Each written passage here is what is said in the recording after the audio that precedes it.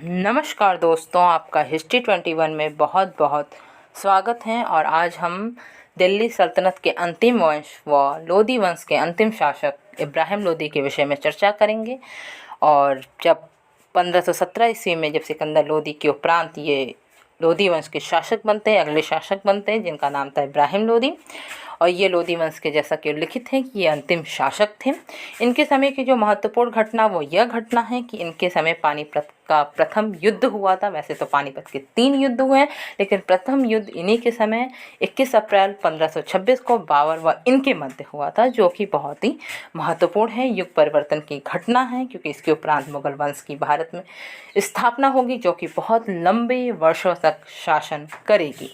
और इनके विषय में एक और विशेषता है कि ये प्रथम सुल्तान थे दिल्ली के, जिनको कि रणभूमि में वीरगति प्राप्त हुई, या फिर कहें कि रणभूमि में इनको मृत्यु प्राप्त हुई, जहाँ पे बाबर ने इनकी कब्र बनवाई।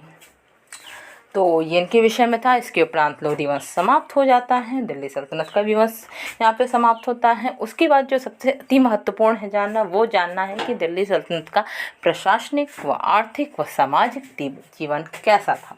तो इसके विषय में जानते हैं तो हम देखते हैं कि सर्वोच्च पद पे या शीर्ष पद पे या उच्च पद पर सबसे सुप्रीम मेन जो होता है वो होता है सुल्तान, जिसके हाथ में राजनीतिक, न्यायिक, कानूनी, प्रधान सेनापति सब कुछ यही होता था। न्याय हो चाहे कानून का व्याख्याता हो, सब कुछ यही है। इसी के अनुसार सारी चीज़ें चलती हैं, जिसे हम कह सकते हैं कि टोटली निरंकुशता। जो इसकी इच्छा हो वही कानून है, जो इसके शब्द हो वही कानून है। तो यही सर्वोपरि होता था।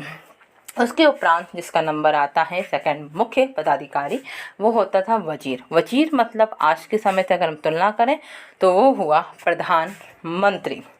फिर उसके बाद जो तीसरे नंबर का अधिकारी है वो है दीवाने रिसालत, जिसे हम आज के जो समय के अनुसार विदेश विभाग के नाम से संबोधित कर सकते हैं। और फिर है सद्र उस सुदूर, जो कि इस्लामी मामले में न्याय मंत्री हुआ। उसके बाद दीवाने इंशा, जो कि शाही सचिवालय हुआ। उसके उपरांत दीवाने अर्ज, जो कि सैन्य विभाग। यहाँ पे एक चीज़ जानना बहुत ज़रूरी है कि दीवाने अर्ज यानी कि सैन्य विभाग, उसका कार्य सैनिकों को वेतन देना, सैनिक का रख रखाव करना, सैन्य व्यवस्था को देखना, सैनिकों की आवश्यकताओं की पूर्ति करना था। लेकिन वो सेनापति नहीं था। सेनापति जो है वो सुल्तान ही होता था। ठीक है। उसके उपरांत काजी उल कुजात, जिसे हम न्याय मंत्री कहते हैं।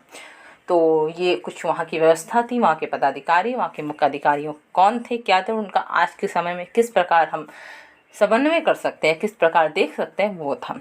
इसके बाद जो तुर्की सुल्तान थे दिल्ली के, वो वैसे तो स्वतंत्र होते थे, लेकिन उसके बाद भी सिद्धांत के रूप में वो खलीफा, जो कि मुस्लिम राज्य व इस्लाम धर्म का प्रधान होता था, उससे वो सत्ता स्वीकार करते थे और अपने को खलीफा का नायब यानी सहयोगी करार करते थे या उससे सहयोगी मानते थे। तो आज का वीडियो यहीं पे समाप्त होता हुआ। अगर आपको वीडियो अच्छी लगे, पसंद लगे, उपयोगी आए तो लाइक, शेयर एंड सब्सक्राइब।